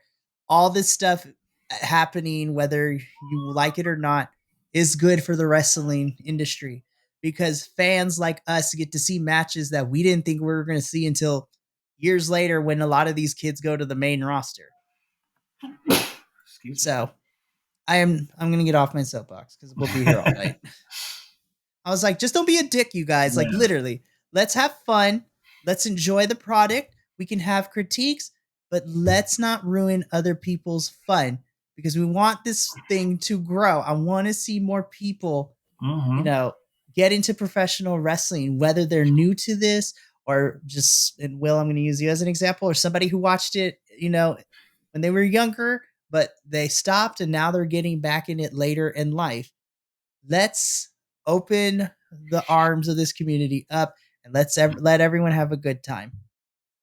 I say that because I'm out here on my soapbox, because I really don't want to talk about what happens next in our main event, because we're here to talk about a good time. But this match was the match that made me have so many questions. But before we get into that, I watched NXT twice, and for some reason, both times, I forgot to write this in a particular order.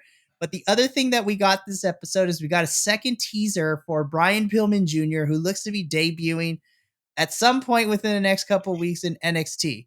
Is playing old vignettes of old NXT episodes on the TV. And when it turns off, we see a very colorful shirt, not as cool as mine. I'm just putting it out there, Brian Pillman Jr., and like really like surfery dude, long hair with sunglasses in the reflection of the television. So I'm like, Brian Pillman Jr., don't know when you're going to debut. I'm excited you're here. Okay, where do we want to start with the main event? Because, girl. Okay. First of all, this is my other beef. Go off, sis. So we were talking off screen, and I was like, did I miss something? When did I miss? I mean, it's like, I'm a pretty observant human being, but I was like, Mikey, did I miss something? Where did this challenge come from? And he's like, oh, it happened on Monday Night Raw. And I was just like, and when he told me that, I was like, oh, okay. And he was telling me about it. And I was like, okay. But inside my body, I was seething. Because what the fuck? Why the hell are we having an NXT challenge on Monday Night Raw when I don't watch Monday Night Raw? So I had no freaking clue that it happened. And that really irritates me. Like, I get the crossover. I do. I get it because they're owned by the same company. I get that. I get all of that. But this goes back to my whole thing is that you're negating NXT and it's pissing me off. It's like you're treating NXT like it doesn't matter. It's like, oh, it doesn't matter. We'll just do it over here on Raw because, whatever over there, And I'm like, because this is a bigger thing. And, we're a bigger thing over here. And I'm just like, yes, but I have time, blood, sweat, and tears invested in these characters. And you are taking this moment away from me. I wanted to see this moment. I didn't know this moment existed until Mikey told me before we did the review. I had no clue. So when I watched this match, I was just like, why is this happening? Where? And I was literally like, did I miss something last episode? Did I miss something at No Mercy? Did I miss? And I'm like and I'm literally doubting myself. And then Mike is like, oh no, it happened over on Monday Night Raw. And I was just like, I was so angry. I was so mad because these are my characters. Don't fuck with these characters, man. You're literally, and this is maybe me. I may be too sensitive when it comes to NXT, but this no, you literally just stole that moment from me, and I had no clue that it happened, no clue. And I look at the blogs and stuff. I didn't know it happened. I never saw anything about it, and so yeah, stop fucking doing that. Or put a recap somewhere. Anything would have been great. I mean, just something. It's like, oh, last time on Monday Night Raw, we saw this. Something. Or have them talk about it. Or, I don't know. Cut me a video promo. Something. Because I literally watched this thing and I was like, where the fuck did this match come from? It came out of nowhere. Oh, no, it didn't. Then I felt like an idiot. Because I was like, oh, well, I didn't know that happened. So now I'm just talking out of my ass over here. So, yeah. So that's my other beef. Leave NXT alone. Let them do their challenges on NXT, please. Because I would have enjoyed watching that. I really would have. Then I would have probably been a whole lot more behind this match. And, well, yeah, I know. But I mean, going into it though, at least I would have been like, okay, weird, but yeah, okay, let's see what happens. But yeah, I know this whole match was stupid. Well, okay, the match itself was itself was good. The match itself was good, so the match was stupid. That's not what I have an issue with. No. The issue is I knew Judgment Day shenanigans were going to happen. Like I was fine with that. Here's where I had the issue. So we get towards the finishing sequence of this match. Judgment Day shenanigans happen. Damian Priest slides Dominic the Money in the Bank briefcase that Damian has, and literally, as the ref is distracted, like literally hits Trick in the head with it. Trick goes down. Dominic pins Trick for the 1-2-3, and the winner and new NXT North American champion is Dominic Mysterio, with Judgment Day celebrating in the ring as as this segment goes off the air, because we had one more thing that happened before the show went off the air. But so I don't know who I want to yell at. Do I want to yell at Shawn Michaels? Do I yell at WWE as a whole? Do I yell at the TKO merger people, the higher ups? Mm-hmm. All the above. Okay. So I'm gonna select all the above. So to Shawn Michaels, we know you watch this, and I love you. I really do. I think you're doing a great job in NXT. But what the fuck was this decision? So here's my issue, and I'm gonna spill some tea because I told Will some of the news before we started, which makes me even more mad about this whole story. So I don't understand why we let Well, first of all, this match that was fine. The ending, I feel like, does nothing for either Trick or Dominic, and here's where I'm gonna say why.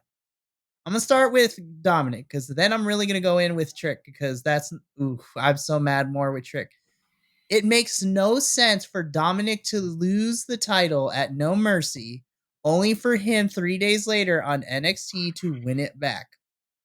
Now, was there some traveling issues? How come Judgment Day was not at No Mercy? Like, no Rhea, no Finn, no Damian, no JD? Like, where were all the people at No Mercy? I mean, Dragon Lee was special guest referee, but how come Judgment Day wasn't there? Like, what was going down? And then it makes no sense for him to lose it, only for Dominic 3 days later to get the title back. I was like, yeah, he's a 2-time champion, but like, why did we cut his first reign short? I was like, I'm not expecting him to hold it for like 3 whole years, but like, he barely had it for like less than 40 days. I was just like, it makes no sense to cut Dominic's reign short only for him to get it back. But the most egregious sin in my counter for this is my boy Trick Williams was done dirty in this whole situation. And let's rewind the clock a little bit. So, and this is where I'm going to share the news, because according to Fightful and other wrestling outlets, Mustafa Ali was actually supposed to win at No Mercy and take the title off of Dominic, and he was going to have a run as NXT North American Champion. But then when Mustafa Ali, literally 5 days before No Mercy was supposed to happen, he gets released by WWE, which was horrible. Stupid decision still. They had to scramble together to figure out who was going to get into this match with Dominic. Now that the number one contender that we built a month and a half of story with is no longer in this title picture, and we literally have 5 days to figure out something before No Mercy. So in comes Trick Williams, who gets inserted into this match. We already talked about how we kind of wanted it to be more decisive, but Trick ends up winning that fatal 4-way to earn the spot. And I emphasize earn the spot to fight Dominic at No Mercy. And despite Dominic's shenanigans by literally kicking Dragon Lee in the face and then literally beating up the second ref that comes down and trying every dirty little tactic only for him to still lose to Trick clean, that was a decisive finish, which makes it worse in my opinion. And then only for Trick to lose it like in a matter of 3 days. He only had a 3-day reign. What was the whole point of putting the title on Trick if we were just going to take it off him immediately? Again, I don't know who to yell at for this, but I'm yelling at everybody because it does not do anything for Trick. It does not do anything for Dominic. Again, questionable booking decisions. In NXT, normally I get after you for all types of things, but it's been quite some time since you made me pull what little hair I have left on my head as to why was this a booking decision made. It made me upset. It made no sense to me. So now what I'm worried is that, again, there was untapped potential because you could have had Carmelo like inadvertently or on purpose cost Trick instead of Judgment Day shenanigans. So I don't know where we go now. Like, is Trick going to get a rematch because, you know, he was the champion even for 3 days? Does he get a rematch down the line? Like, what's the thing? I don't know, Will. Like, this made me look at NXT sideways because I was just like, what is this booking decision?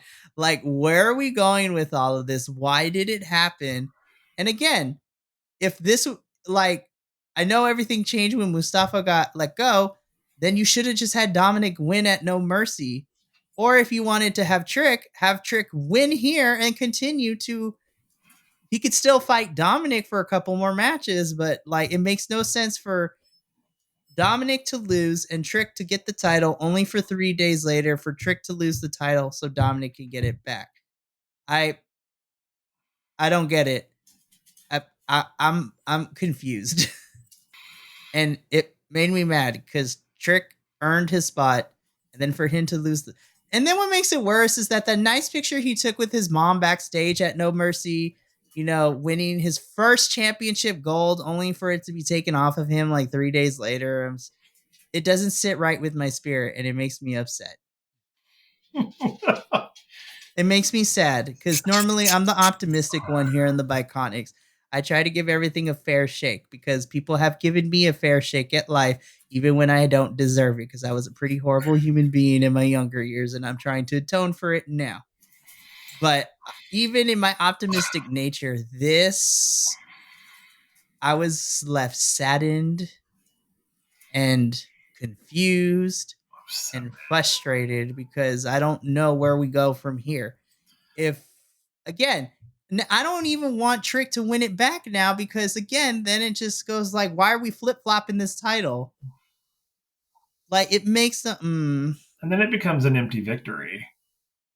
well, and then we're hot potatoing this title, and I don't like that.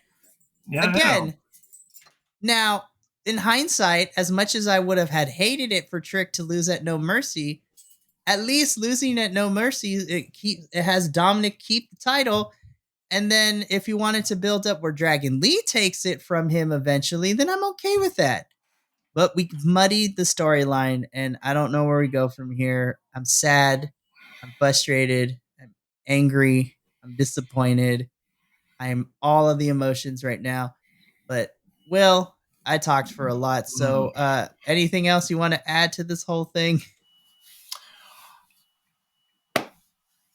I am amazed and gobsmacked, and I don't. And this is when we were talking about earlier. I was like, I don't know what to think of this because I don't understand the logic behind it. I like we were talking about.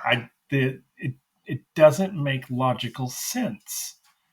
It to me, what it felt like, it was like, oh shit, we made a mistake. Now let's correct it.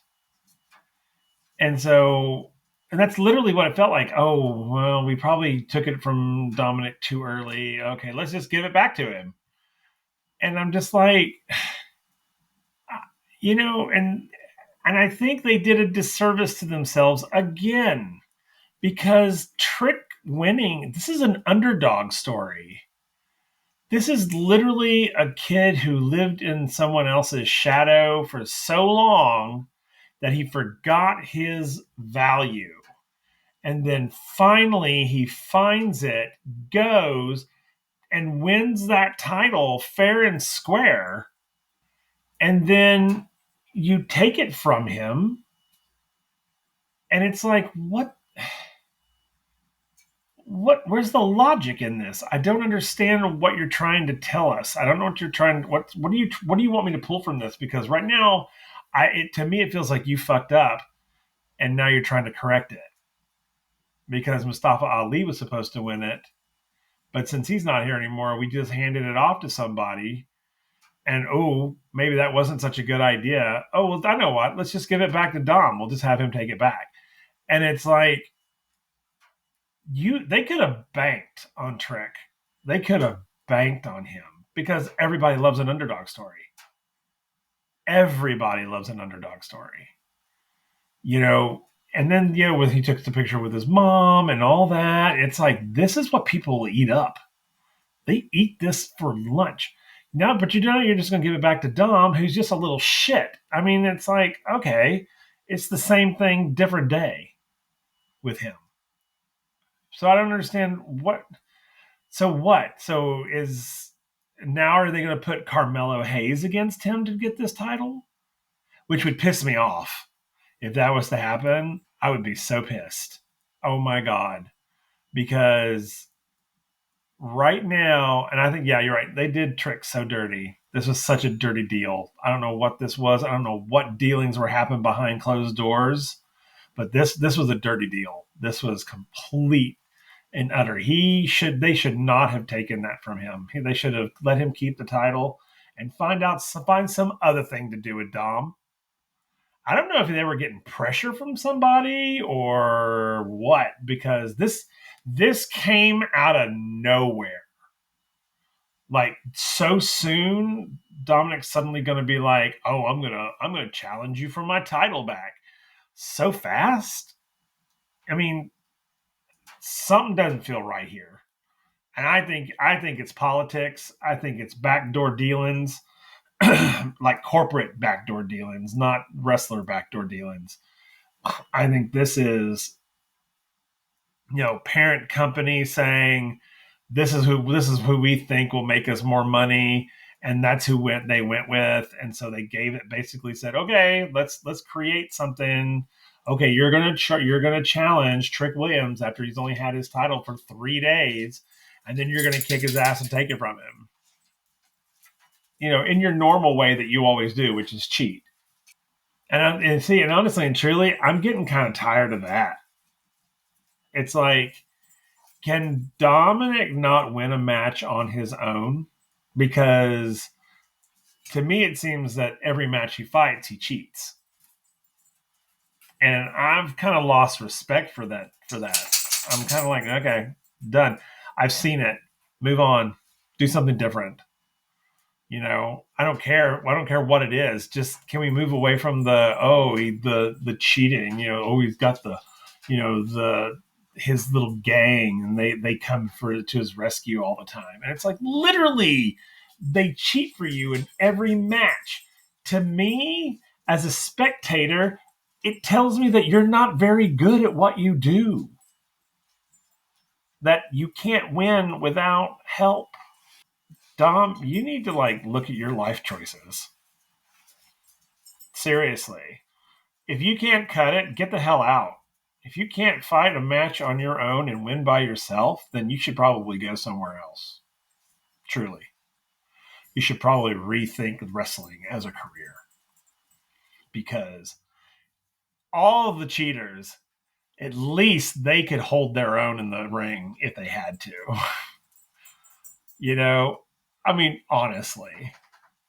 As much shit as I gave him earlier, Joe Coffey, even though he cheated in that one, as an individual wrestler, he can hold his own.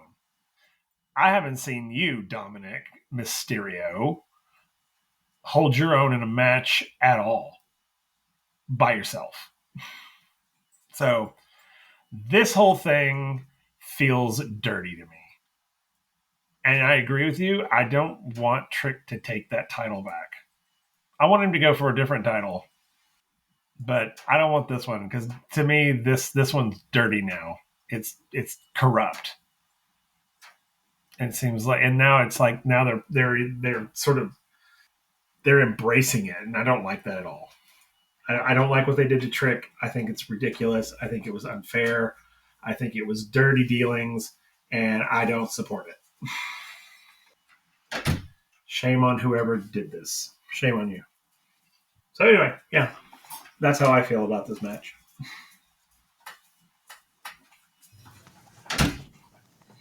Well said, my friend. And again, I just feel like this disappointed me. I think it's the best way to describe it, because the match itself was fine, and I don't blame Dominic or Trick in any sense of the word. Nope.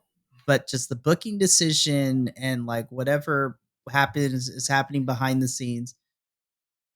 I was indifferent and disappointed that for both of them, because this does nothing for Dominic, and then this does nothing for Trick, especially. So no, there was no challenge in this for Dominic.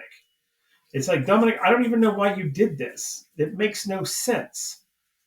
It makes no damn sense. You didn't achieve anything, because he's a one-time title winner. So it's not like you went up against Ilya and took it off of him. That's what I don't get about it. It's like, literally, Trick just won it 3 days ago. So to take it off of him, for someone like Dom to take it off of him so early, doesn't make any damn sense. It's like, there's no sport in it. There's nothing that you can go, look what I did. I'd be like, what? You beat up a puppy, literally. And I don't get it. I don't get it. And I could sit here probably and bitch and moan about it for days, but they did what they did. They know what they did. Shame on them. So, anyway, back to you, Mikey. Sorry, I didn't mean to interrupt.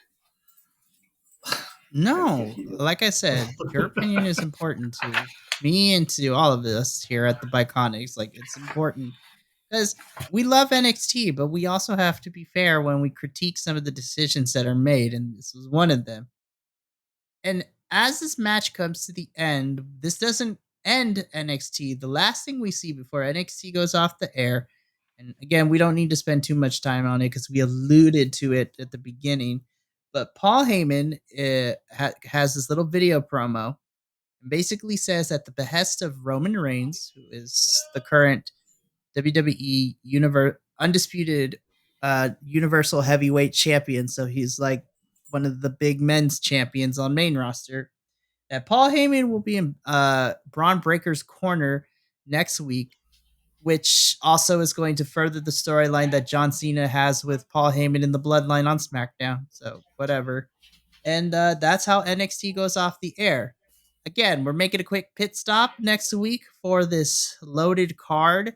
And then after that, we'll be back on the road towards building towards Halloween Havoc. Okay. Let's just get into the rating because okay. Objectively speaking, even though I hated the main event's ending and the booking decision for that, looking at the rest of the show, minus some certain parts of it that I was rolling my eyes at, or I was pulling what little hair I have left on my head. Again, I feel like this episode was serviceable. The matches were a lot. It was a lot of the backstage stuff, like you mentioned at the beginning, that made no sense to me. So out of 10 empanadas, I'm going to give it like a really soft. I'm going to give this like a soft 6 out of 10. Again, the match stuff was fine. The matches were a lot of fun. They range from good to amazing. It's just that all the backstage segments were so weird tonight. And then, of course, the decision to have Trick lose the title 3 days after winning it at No Mercy makes no sense to me. So, yeah, I think because of all those reasons, I give it 6 out of 10 empanadas. Like, I think this is the lowest I've ever graded an NXT episode, but it was all right, but there was way too much that kind of brought it down for me. I fell in the middle ground. I gave it a 5 out of 10. I just, again, objectively looking at it, matches themselves were not bad, but it was just the chemistry on this episode was completely not there. It was so all over the damn place. The backstage stuff just threw it for me. I mean, it was just like, normally their backstage stuff is so good. And then this week, it just, I don't know what happened. It like collapsed like a flan in a cupboard. And I was just like, so yeah, I mine is a solid 5 out of 10. Yeah, this was a serviceable episode. It was all right. It was okay. Now I'm sad. Yeah, no, exactly. That's how now I I'm feel bummed. After this episode, I was just like, why do I watch this? If this is what you're going to give me, why am I watching? Because right now you're not giving me anything. Yeah, this was not a good week. This was not a good week for NXT. Are we going to be back next week? Absolutely. Of course. I mean, and it's like anything. Like, I know the weekly products are going to have up and down episodes. For the most part, NXT is pretty consistent and they're pretty good, even though there might be some questionable stuff.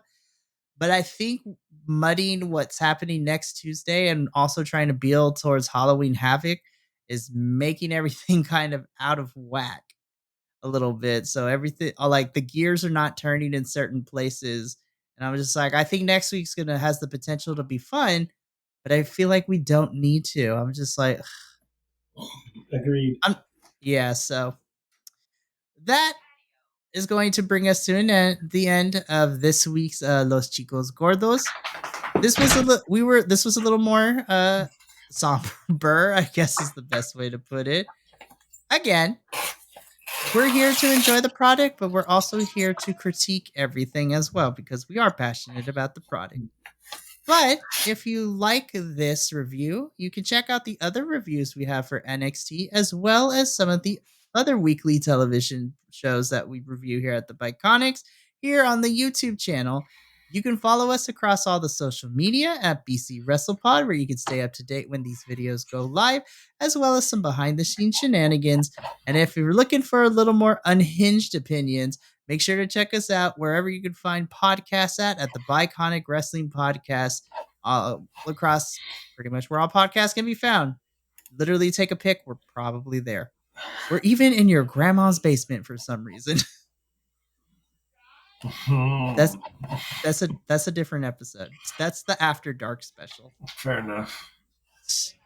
But that is going to be it for us. And even though this was a little bit of a frustrating episode, we appreciate you watching and tuning into everything that we do here.